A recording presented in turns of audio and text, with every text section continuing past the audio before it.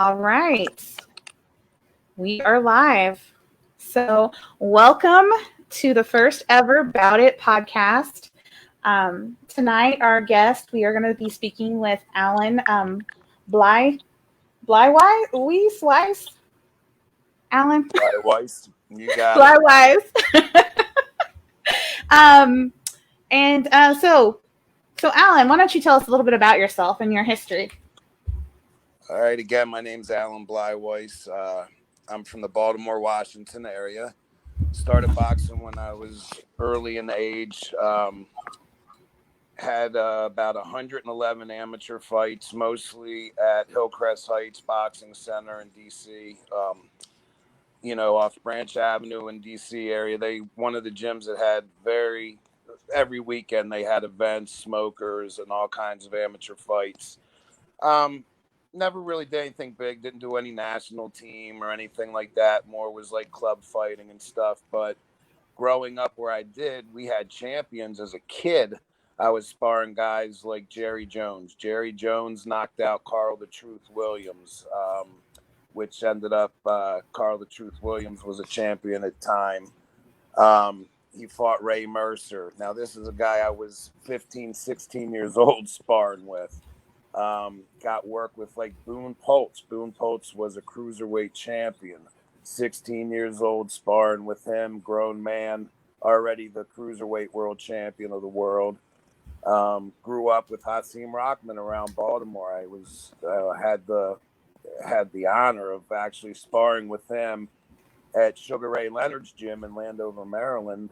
So it was a great area to grow up with boxing. Baltimore, Washington area always had a lot of great fighters, and the gyms were packed. You could go to any gym any given day to get sparring, to train. I trained under Vardell McCann. He was a trainer at Hillcrest Heights. I had a lot of problems in school, so I was thrown out of school at an early age. My father worked off Branch Avenue for the U.S. Census Bureau, so he would take me to Vardell's house, drop me off in the morning. I'd have breakfast with him, go to the gym. This is at 15 and 16 years old. Got a chance to spar all these big-name professionals. Riddick Bowe came in, had a chance to spar at Big Daddy Bowe when he was on his uprising. And we would go train with the pros in the morning. He would take me back home. We'd stop at like Black Eyed Peas. We'd eat real good. Go watch boxing videos all day long. Then we'd go back in the evening. I'd train again. Then my father would pick me up and I'd go home. I seemed to do a lot better than that in school. So my father knew how to deal with me. I was an adopted kid. Had a lot of issues growing up and stuff. But boxing was my way out, my only way out. I was abused from a mother that didn't want me. Used to abuse me to a grandmother that did the same thing. So a lot of abuse ran, and my father knew I had issues, knew I had problems, and he got me in the right direction. I then came out of amateurs and signed with Top Rank. Signed a big contract with Top Rank, thinking, hey, here's a good Jewish heavyweight. Kids coming out. My pro debut was on Vince Petway, World Champions. He was the main event when I did my pro debut, and I completely tanked. I went 0-1. I embarrassed myself, gassed out, literally realized that I adrenaline dumped and had no clue that's what was going on. So after the second round, I gassed out, went 0-1. They stopped the fight, and the ref stopped it in the second round. I was taking too much punishment. Then, okay, everything's good. Get back into camp, training. Hey, people have lost. There's been champs that have lost their first fight. Well, my second fight was lined up here in Pennsylvania. I was out here sparring with Vincent Boulware. Vincent Boulware was a cruiserweight champion at the time, so I was getting top-notch work every day, working with him, getting great work for about 6 months. I actually met my wife 29 years ago when I was in that camp, and he was a great thing. Went to the fight, Same thing. First round, guy came out. I caught him with an overhand left. Things were looking good. Came at me again, threw another overhand left. Missed him. Caught my elbow on him. Shattered my elbow in 3 different places. The fight didn't stop then. The fight actually stopped when my sister-in-law decided to jump over the rope and hit the guy. And we were in the corner, and the ref actually jumped in and stopped the fight. That's how my second fight stopped. Well, again, a little embarrassing moment. Top Rank wasn't playing anymore after the contract they signed, and they locked me out for the 5-year deal.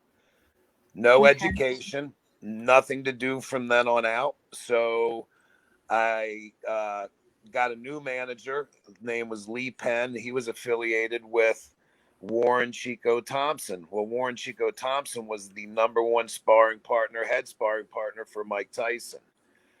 Warren took me out to camp with him. I got some rounds with Tyson, and then I got to work with Kevin Rooney.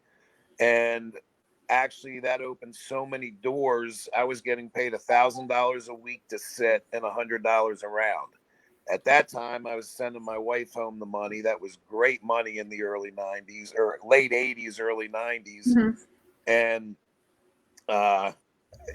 that led me to a lot of other doors. I ended up sparring in camps with numerous champs after that. I was with Lennox Lewis in 93 and in 99 at the Kronk Gym, and also traveled to London with him. Kevin McBride, when he fought Mike Tyson, he was from Boston. Chris McDonald, another top heavyweight, went 15-0, and then he just disappeared off the map. But he was considered and talked to as being one of the hardest hitting heavyweights. And Peter McNeely, when Peter was getting ready to fight Mike Tyson. So I made a great living at it. Numerous other fighters. But again, it was sacrifice of not being in my kids' lives, losing a marriage to my wife because of infidelity. And then 16 years ago, getting a letter from my daughter, and I've been back with my wife ever since. So she's been through the ups, the downs. And about 10 years after we were married, I was retired from boxing, and I started having issues, and people were noticing a lot of changes with me, my personality, my behaviors. And we started having problems with memory, forgetting things.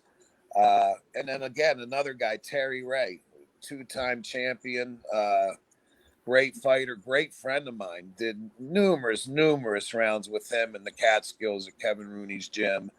And he was telling me that he was having the same kind of problems. Well, I was blacking out and having all kinds of blackouts, and it led me to the hospital. And with testing in 2017, I was diagnosed with TBI and probable CTE. So, such a big, huge career. Never was a champion, never made it past 0-2, but made a living and made a career out of being a sparring partner. Yeah. As you know, Susan, in the fighting game, a sparring partner is used to get the other fighter ready. Yeah. You sit there and you're too tough on the champ, you'll get thrown out of camp.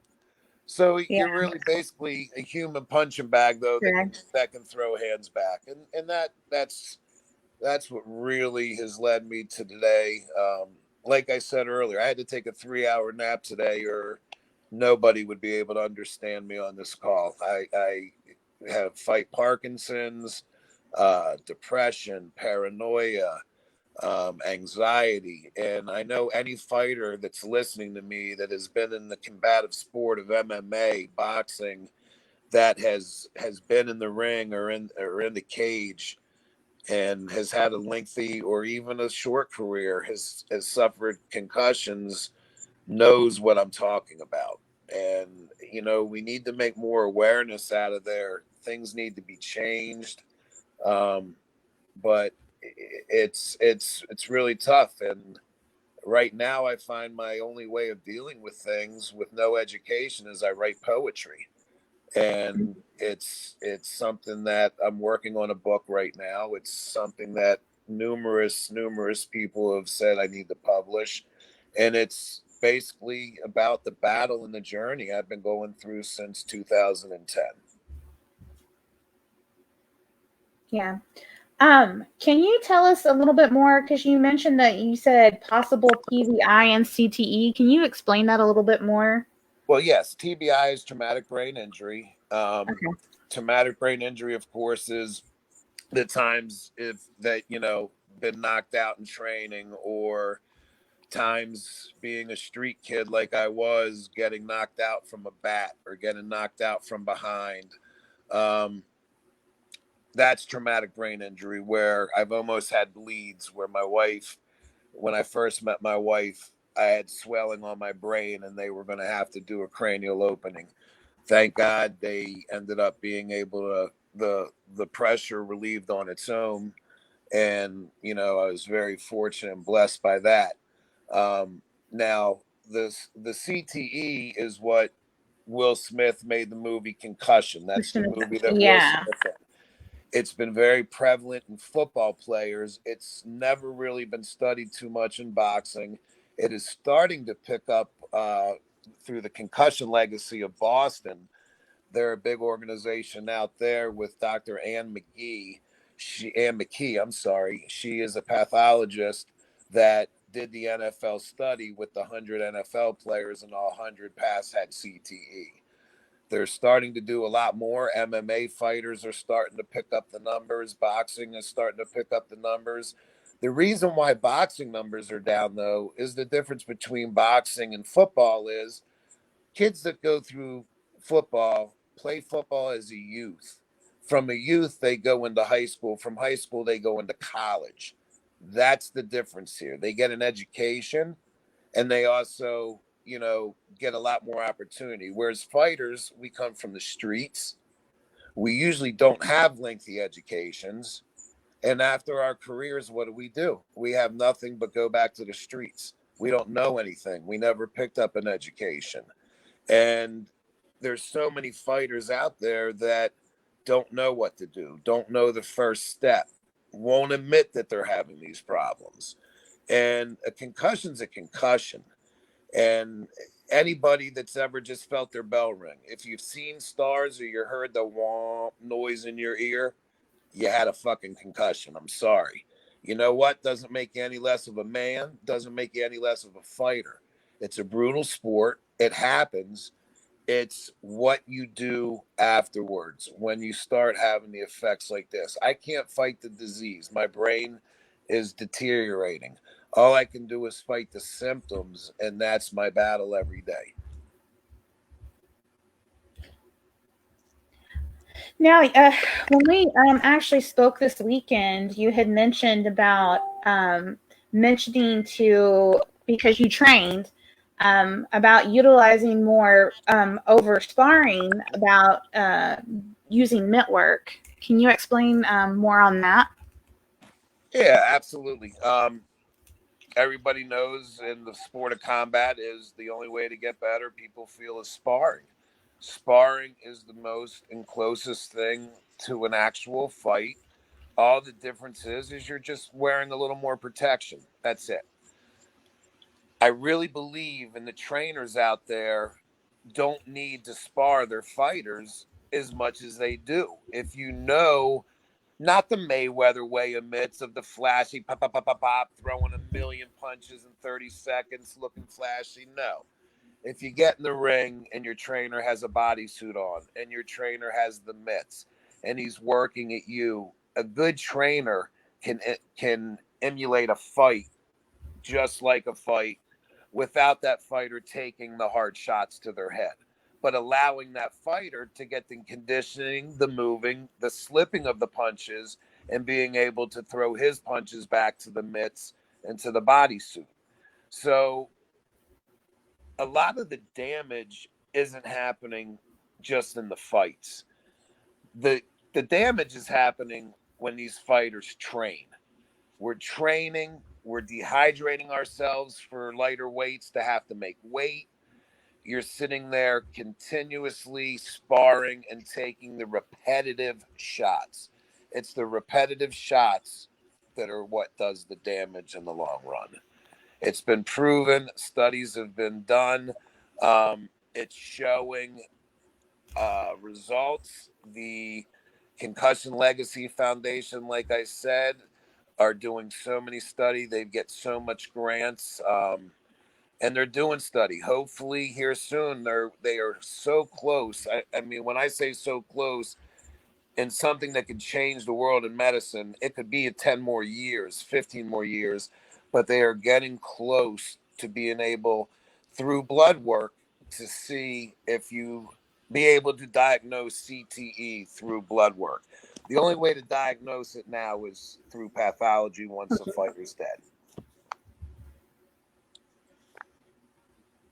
Yeah, if anyone who's watched that movie Concussion, I mean, like, and you see some of the examples that fighters have had where they just completely just kind of lose it, and they've killed themselves and they've killed their families, and and then plus you talk about the degenerative diseases, of like Parkinson's and things like that definitely we need to make fighters aware of, that when they sign up and this is what they want to do over the long run. I mean, it does have a huge impact on their lives, on their bodies. This weekend we also mentioned, we were talking about, you said that coaches weren't always necessarily properly trained in some states. Absolutely. And I'm not going to name, there's no names to name, but our biggest amateur federation is USA Boxing. USA Boxing, for $50 and a background check, you can become a coach. You can open up a gym, become a coach, and you could get somebody's kid killed.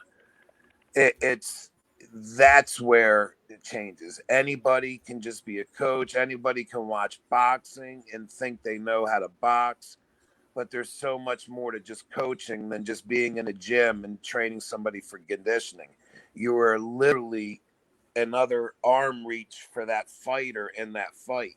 You literally have to be able to make changes and adjust that fighter as the fight goes on.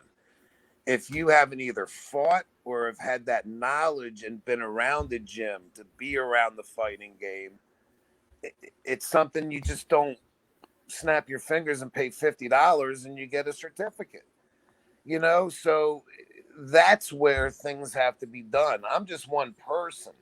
We need to, as coaches, as somebody, to hold us accountable.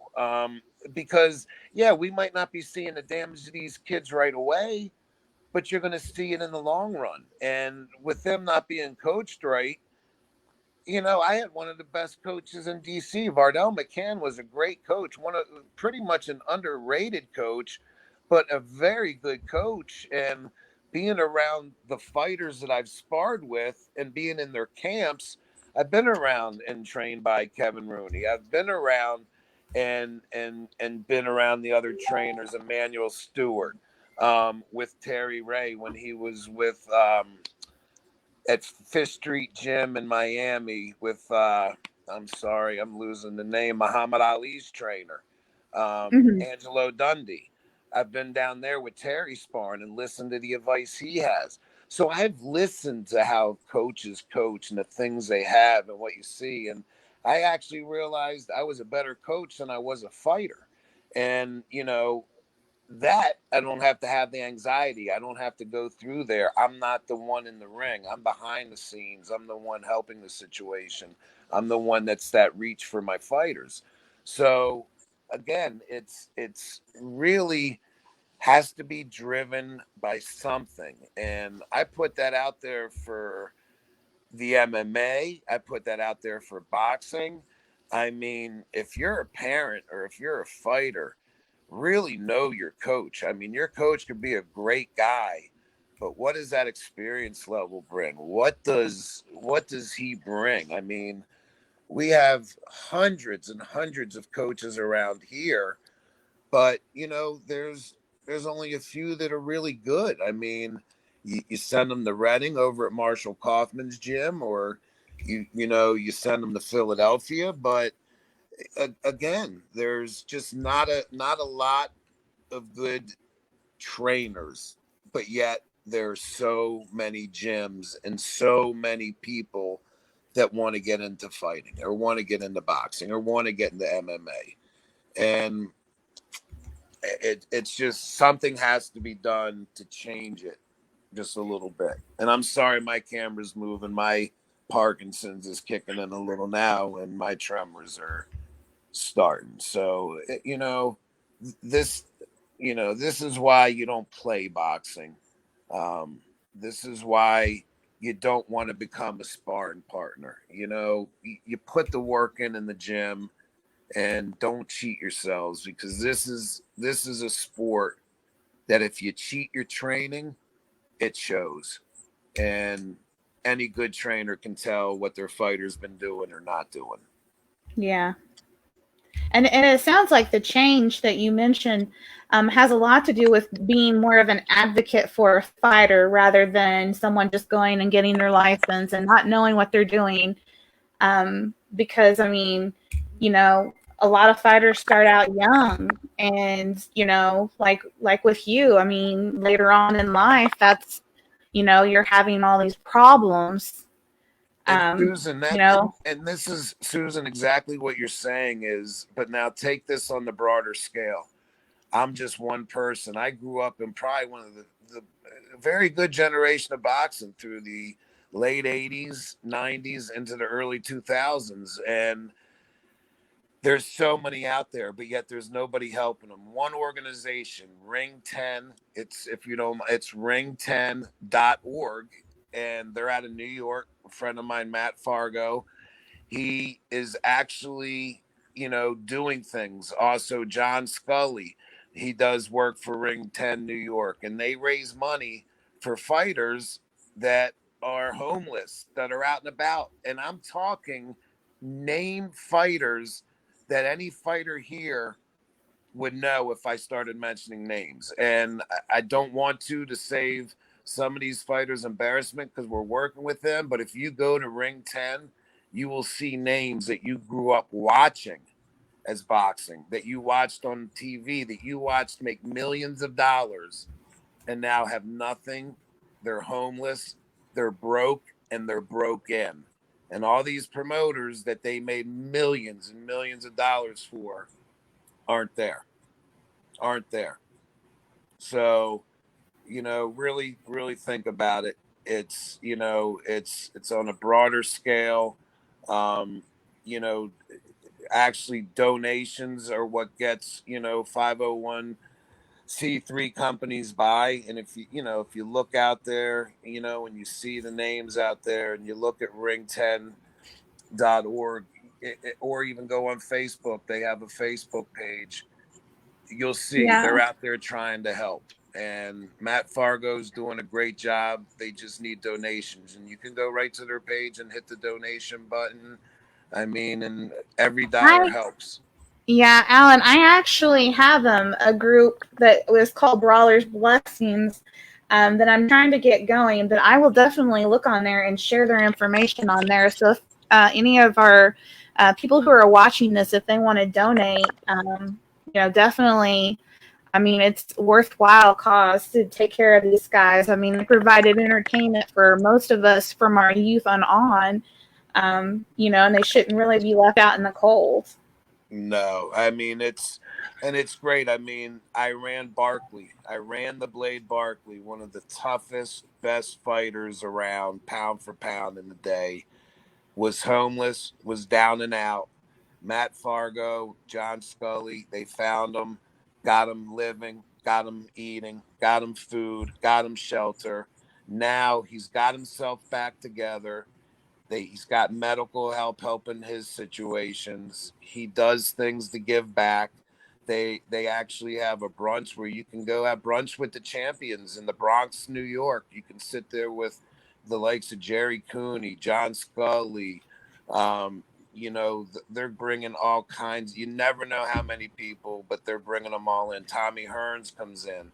They have numerous fighters that come in, and you actually sit there and you're having brunch and getting pictures. And sitting there with all the old fighters, and if you can't do that and do something like that in your life, hey, you're missing the fun part of the fighting game. So it's it's got to keep making awareness, Susan, and like what you're doing about your podcast and what you guys believe in, and then talking to me is why really wanted me to get on here and do this with you. And you're doing good things. I'm going to get the word out and get some other fighters on here for you, get some up and coming fighters, so you can hear their avenue of it. But I can definitely get you in touch so you can see with some MMA fighters. You said you guys work with everybody, and like I said, it's a combat sport, and it's good to see you covering all the bases. Yeah, we really want to take care of these guys. And, since I've actually been kind of networking and involved in the fight business, that's just been one of my goals, is definitely be an advocate for the fighter in whatever means or way that they need an advocate for them. Um, because, I mean, it's their whole life. Like, if you've never watched anyone train, it's everything. I mean, you mentioned about like losing your family and infidelity issues and being away from your family, and it's a huge expense as well. I mean, training costs money.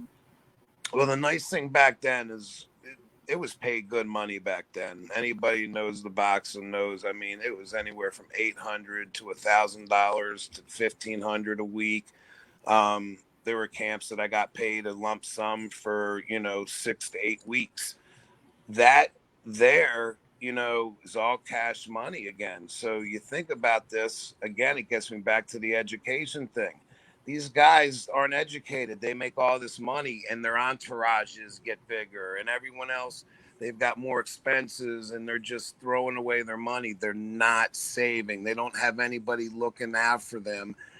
They got people in their pockets, and anybody knows it's a fighter that's made it. Wow, your life gets so much bigger. So I lived the rock star life with people I was training with. I mean, you travel with them. You're in their camp everywhere they go. When they go running, you go running. When they go eat, you go eat. Mhm. So you're living this, and that's where I say, don't cheat yourself in training.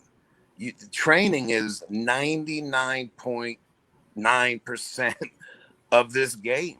The fight should be easy if you did your work in the Work. gym.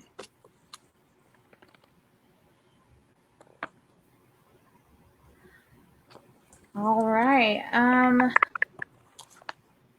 Now you didn't mention the Tommy Morrison fight. You want to talk about that a little bit? Yeah, that's a little bit because the blood, the nosebleed. But yeah, double broken nose and was split. That's probably hard to see it, but was split wide open. That was owned by Tommy Morrison. Um, You a both broke your noses, right? That's what Yeah, I read. yeah. We both were bleeding. Both had broken noses. It was supposed to be a 3 round open fight, and then Vardell came back to the dressing room. It was me, Garing Williams, and I forgot who the other fighter was when we went out there. But I was supposed to fight somebody totally different. They dropped out, and then Tommy was there. So we fought him, but the only way we could fight him is they wanted to do a four round, 3 minute 4 round fight. Most amateur fights are just 3 minutes. Minutes. Yeah. So I mean 3 rounds. I'm sorry. So we had a 4 round fight, and I lost the decision, but it went down. I mean, I was wearing white trunks with the Star of David on it, and they looked pink by the end of the fight, completely pink from just all the blood soaking in there. The ref, usually in amateur fights, would stop fights when there's a cut. I mean, usually that's it. But being that we were in Kansas, which I think was his hometown or close to it, and the crowd was going crazy, the fight went off. Nobody lost foot, nobody lost balance. We were just busted up. Um, Great fight. After the fight, he told me that it was one of the toughest kids that he's fought yet. And I forgot when it was. My wife just walked outside. I would have to ask her, but years later, we got a letter from the CDC about needing to get a blood test because of fighting him and that he had AIDS, and it was through boxing. Well, Trisha and anybody that's watched stuff come to find out later, no, he didn't. Well, first of all, I tested negative. But like I told my wife, I was nervous from those years of being promiscuous. I was so nervous waiting for the results. Not so much about it from Tom. I just was scared. So everything was fine. But then to come to find out later, Trisha Morrison, Tommy's wife, does a lot of work for him and keeps his name alive. And she had did something, but to make a long story short, he didn't have AIDS. Um, it was done. Something was done through the commission, but again, I don't want to get my facts wrong with it. But she's still fighting to clear his name and to make his name right. And all I remember is that kid was hard hitting. Um, Hard hitting, dude. The only person I think that hit me harder like that was a kid. In a story I just came to my head was a kid named James Thunder. In Mm-hmm. 91 or 92, my managers took me to Philadelphia. I forgot. It might have been Joe. I'm not sure what gym it was, but anybody watching in the trainers in Philly will know who trained James Thunder. James Thunder was an up and coming heavyweight from New Zealand. I was supposed to be in his camp for 6 weeks, and I was going to make $8,500. They put me up for a hotel and $50 a day to eat. So the first day went there, 10 a.m., had sparring. We went 6 rounds. Well, after the 6 rounds, went back to the hotel, and I said to my manager, I said, man, I said, I could not get away from his right hand. He kept landing it, and I said, he hits hard. My manager said, kid, he wasn't hitting you with his right hand. That was his jab he was sticking in your face. Well, I took an ice bath, and as sore and as bad as I felt that night, I called his trainer and I said my grandmother passed away in Maryland, that I needed to get back. And no, my grandmother was long dead before then. I just did not care. You couldn't take another beating, huh? Did not want to get hit by that guy anymore for 6 weeks. No way. No way. Definitely felt like a punching bag that time, huh? And I did. I had to tell my wife, and I came home, and that was brutal. I mean, that kid, come to find out later, he had a glass jaw. Not a glass. You can't say a glass jaw in boxing, man. You get hit by a heavyweight, it can put anybody to sleep. You get the right jaw, but he suffered some knockouts where his career didn't go, the way it was planned. But he was just like a brick shit house. He just was huge. Just like another, used to spar with Corey T-Rex Sanders, another good friend of mine in DC. Corey Sanders' biggest fight, he fought for a championship against Andrew Galata. Corey was a heavyweight from kid. I mean, I sparred with him in the amateurs, sparred with him when he was a professional. Corey's another one. Corey's been homeless. He's trying to get help. No one's out there helping him. He tries to hustle and sell oils. But, man, again, we need to reach out. I'm going to send him Matt Fargo. I have a question. You mentioned the Ring 10. I haven't did research into them yet. What all do they provide for retired boxers or fighters? Basically, pretty much anything. It's anything from food cards to trying to find them housing, trying to get them disability cases if they're, disabled. But again, it's all driven by donation, and no one's been able. Matt Fargo's got so many other things, and to be honest, Matt Fargo was a professional fighter as well. And I'm not going to put his personal business out there, but anyone that knows him has gone through quite a bit himself and is suffering exactly what we all are suffering. So he's also trying to run this organization. So I'm really trying to get out there and help him. I'm really working on my podcasts with, getting the mental health and the brain damage awareness out there a little more. And then I want to devote the rest of my time to getting money and raising money for, some of these fighters. One of my old good friends, Greg Haugen. I mean, he was a four-time world champion. Um, I'll send you personally. I've got a oil painting and pencil painting picture that was personally autographed to me because I talked the gun out of his mouth one night. This guy's ready to commit suicide because he was one of the toughest kids out there. Now his right arm is the size of a thumb, and he can't even raise it because his neck is so destroyed. Well, he called the same organization Top Rank when I was, and they pretty much told him to go, what himself. Made them $16 million over the years of him fighting, and he needed money for some medical things, and nope, they laughed at him. So this is just, it's got It to kind stop. of it kind of sounds like there needs to be a foundation that's put together that helps these fighters, to like with some of these things. It's Like, set up. I mean, it sounds like, with what you're doing and with your blessings, and it's set up though. I mean, I'll get you in touch with Matt Fargo. It's if you go check out his Facebook page, Ring 10 New York, or his webpage, like I said, is ring10.org. You'll see what they do, and they hold events. You can go, like they're getting ready to have a brunch with the champions in the Bronx, New York, where you can go sit down and have, brunch and be rubbing elbows with some of the best world champions that you heard of. And speaking of that, and just they can do so much more. And I really want to get the word out there and get and do this. I was a sparring partner for a reason. A sparring partner is to help others, is to make other people better, make them a champion. And that's what my calling is now. Is I'm battling my disease.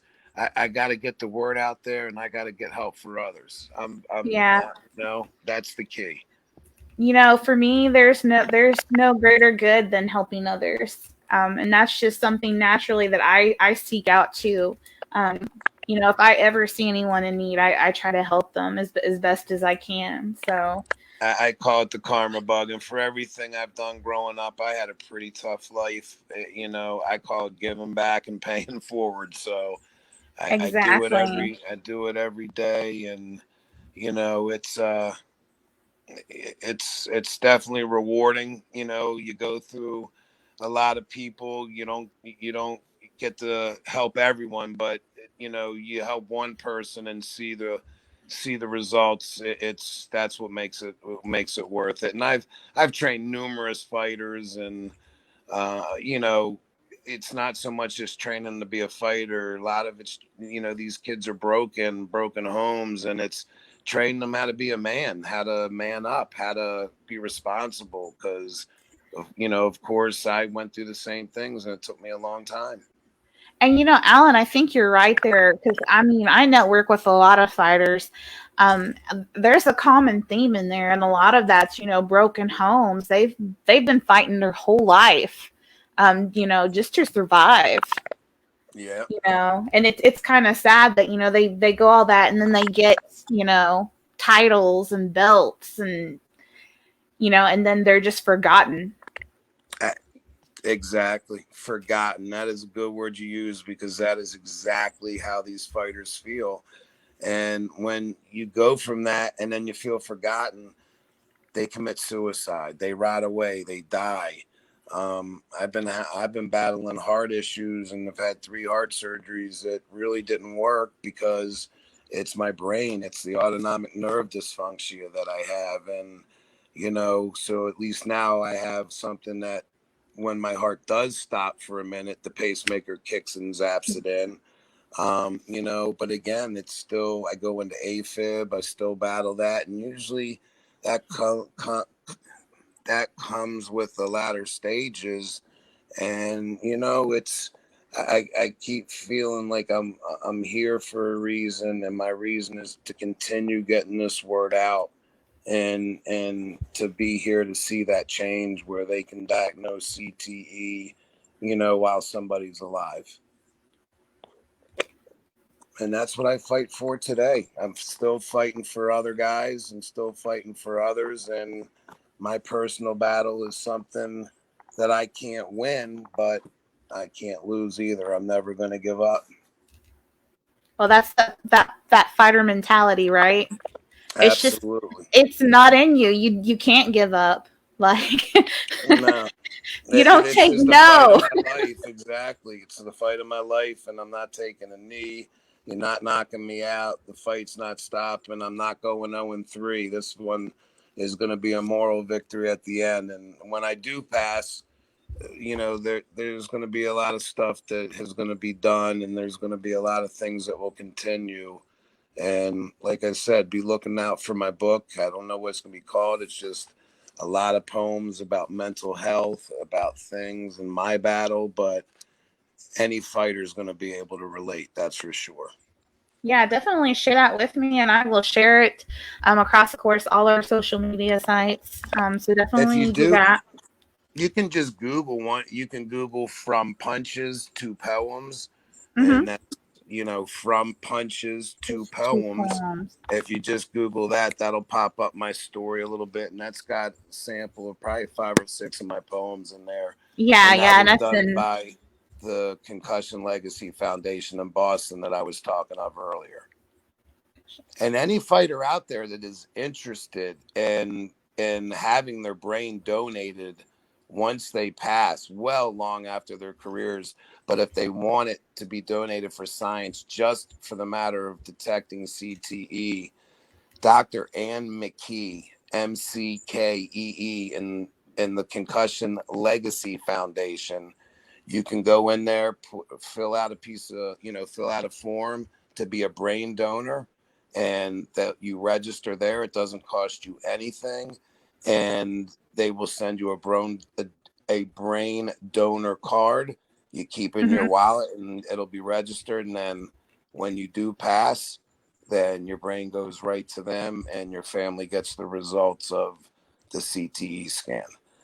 You know, not saying for every fighter has to do it, but if you really, really want to give back, and you can't take your brain to heaven or hell, so That's you true. know it's a good way of giving back to your sport. So one day your great grandchildren can continue doing the sport that we love, and maybe not have as much chances of going through the things we have. Yeah, and even like with like football equipment, maybe like the research can help boxers develop, better equipment that, Well, protects their that's brain more. that's the myth there. That's a good point to talk about real quick. Helmets can be You can have as many shock absorbers as you want in there. Boxing, you could use the biggest gloves and have the thickest headgear in the world. It doesn't stop concussions. It doesn't stop repetitive blows. Your brain is surrounded by water. When you ever take one of those shots where your chin snaps to the side, your head snaps up, your brain just hit the inside of your skull. It's a guarantee. That happening numerous times is Over what years, yeah. over years, especially starting with most boxing and them start as kids. Your brains aren't even developed until you're 18, 19, 20 years old, and you're starting to take punishment at 7. You're able to start boxing fights at 7 to 10 years old now. So, Didn't we're you getting when we spoke this weekend, you had mentioned about that they were starting some sort of trying to do some reform or some legislation so that fighters couldn't start out as early as no, as they do. what happened was it was Senator McCain. Before he died, he was working on something. Terry Ray, my friend that I was talking about, Terry Ray was telling me, and it was Senator McCain that was trying to lobby and get some stuff done in boxing, like unionize or something that will protect fighters, throughout their career and after their career. And there's nobody doing that now. But that's what it would have to take. It would have to take So you something. think a union, it needs to be unionized? I've talked to people. I mean, that's a thought we've thrown around, like the Teamsters. Hey, you're going to be a fighter. You join this organization. But again, think of it as far as insurance. They have health insurance. Mm-hmm. If they get disabled, they're going to be taken care of. So, hey, that's a good idea. But again, I know people that are in the process of doing that. So, again, Ring 10, you ask what they're doing. They're doing everything, but it's one guy. We need to build a team. He needs And help. absolutely. And Susan, I know you have a ton of stuff to do already, but, we'll talk. I think things that work well together should mend together too. And, you know, uh, if anybody ever needs anything or wants to get a hold of me, they can hit me up on Facebook under Alan Blyweiss, or they can hit me up on Instagram under A Blyweiss. So, feel free to questions, concerns, anything. Like I said, Susan, I'm here for the fighters. Exactly. Okay, so there was a few questions that popped up. I think we should look at them. Someone had mentioned about headgear being more damaging in fighting. But let's see. Well, we kind of just answered that a little bit when we talked about the headgear Yeah, as we well. did. Okay, let's see. What else? Okay, I know Terry had asked about the difference between cutting weight in boxing versus MMA. I don't know so much for the MMA side, but as far as professional boxing, you're weighed in the day before, like the night before, and then your fights the next day. So weigh-ins are days before. My Yeah, and I theory, think that's standard for MMA and for bare knuckle too. I mean, it's yeah. usually weigh-ins are the day before. Now, Um, theories of dehydration. Our bodies, I forgot, are made up of 66% water or Water. something, like some big number. When you dehydrate yourself, you're not only dehydrating yourself throughout your body, you're also dehydrating that fluid that Yep. is surrounding your brain. It does not take 20, you might feel rehydrated by the next day, but it actually takes 72 hours to rehydrate your brain. And that's why I think we're seeing some of these devastating knockouts, not just so much, but we're seeing guys like Gerald McClellan. I don't know his situation, but he took a punch and he's wheelchair bound, doesn't know things. His sister has to take 100% full care of him. Um, it happens so quick that see, here's my thing. I'm completely off, forgotten what the question was. Okay, we were talking about cutting weight and the Oh difference yeah. between MMA and boxing, but I think you already answered that. But like you said, that dehydrating yourself to cut weight is never the answer. Um, I would say probably the recommendation is to fighters actually fight closer to their walking weight.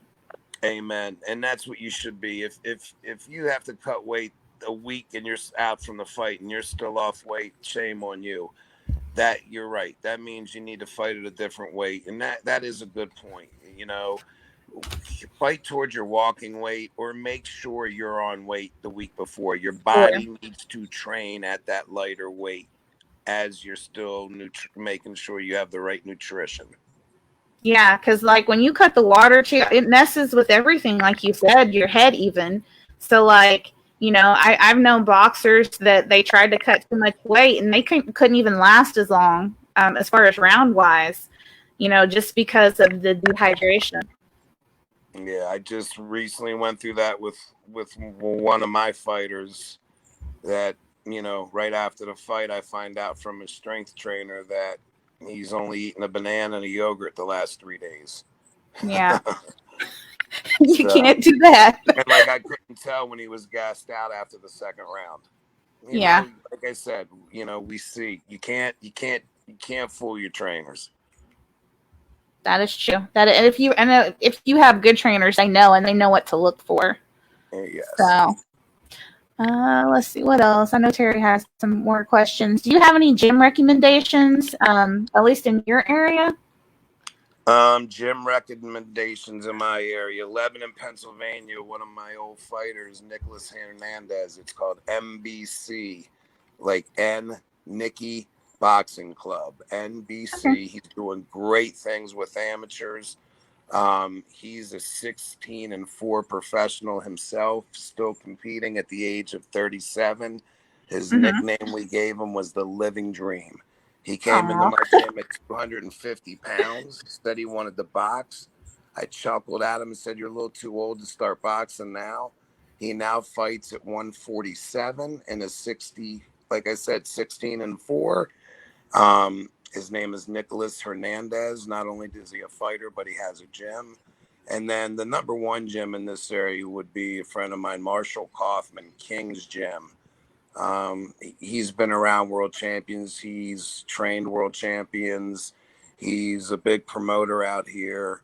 But, when it comes down to it, he does more promoting now, but he's a phenomenal coach, phenomenal coach. All And then I'd right. say from here, it's Baltimore. I'd take my guys down to Baltimore for sparring, and DC. I love to take them to some of my old gyms. One of my fighters, Jonathan Chico Acosta, we were actually at Upton Boxing Gym in Baltimore. He was the last guy that sparred Gervonta Tank Davis before he had to jump on the plane and sign his multi-million-dollar contract with Money Mayweather. They sparred 5 5-minute rounds. They were blasting each other for all 5 rounds, and then Gervonta jumped in the shower, caught a car, and he's been a he's been a champ ever since. Terry had another question. He said, "What are your thoughts on Tyson Fury versus Wilder?" I think he's going to beat him worse than he beat him last time. It's you know again, this is a money fight, but he took Wilder's heart. He took Wilder's everything, and that's hard for a fighter to come back from. And Tyson Fury is mentally better than is when his last fight was. He's in a better place mentally. I don't know if people know, but he donated that whole $9 million to the homeless in London. Um, he is in places where he needs to be. He's gonna knock him out worse than he knocked him out the first time. He is a true heavyweight out there. He is going to be around for a while. As long as he can stay mentally okay and not go through his bouts of depression and stuff, he's going to be fine. Yeah. All right. Any other questions for Alan? Do you have any good Tyson stories since you had a few rounds with him?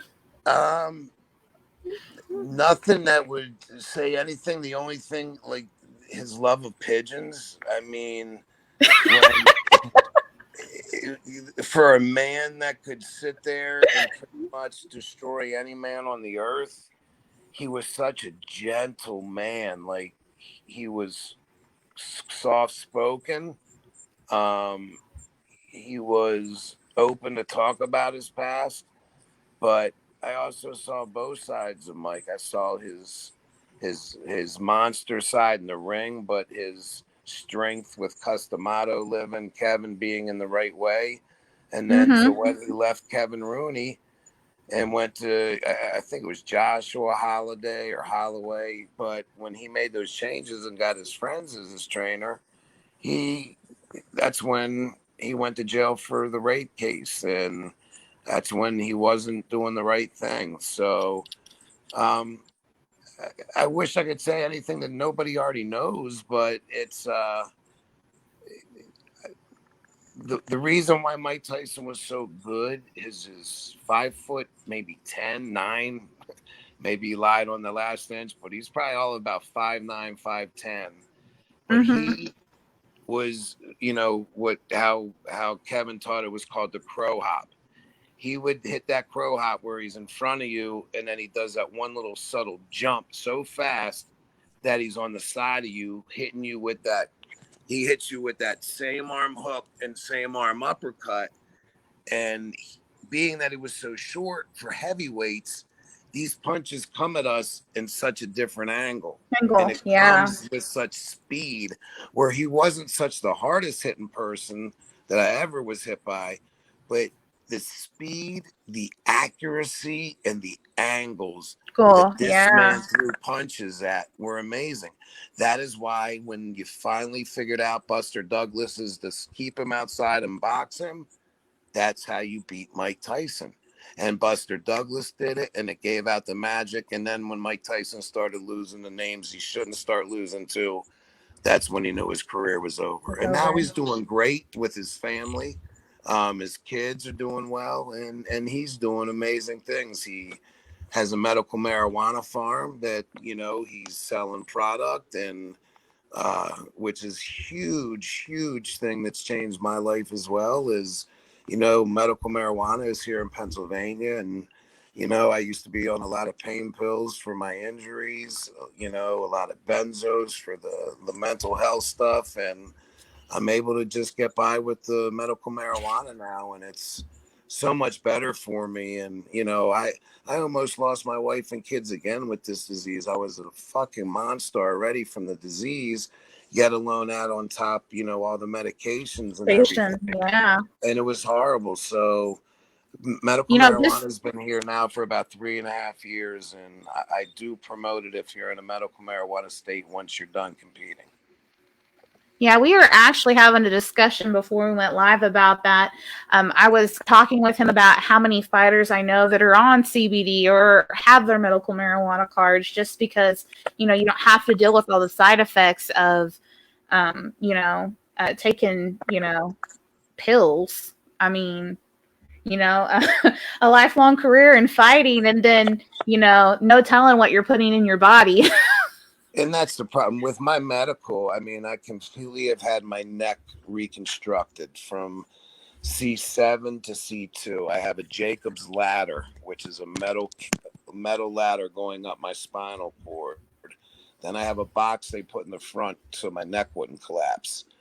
I've had my elbow completely redone, reconstructed twice, numerous hand surgeries, right elbow done, 2/3 of my small intestine removed.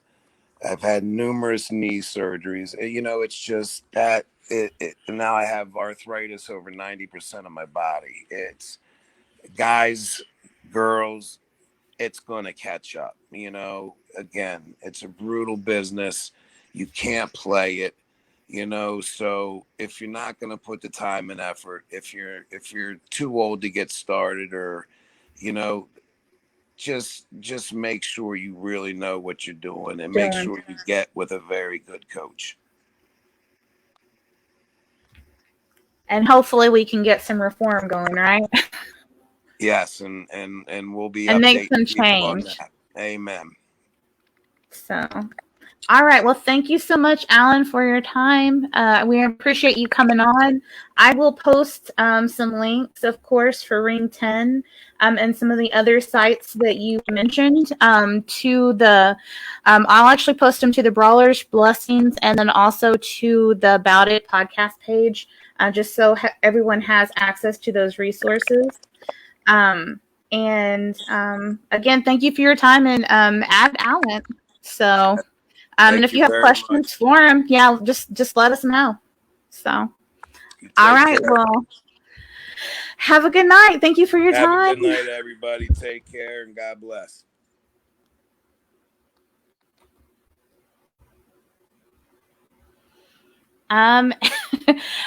So we went a little bit over on time. So what I'm going to do is I will post up on the podcast because Terry and I do have BKFC 18 picks. And I've kind of been posting everywhere who I think is going to win, but you never can tell. 50-50, right? 50-50 chance. So we'll get those posted as well. So thank you so much for joining us tonight, and I'll see you around. All right. Peace.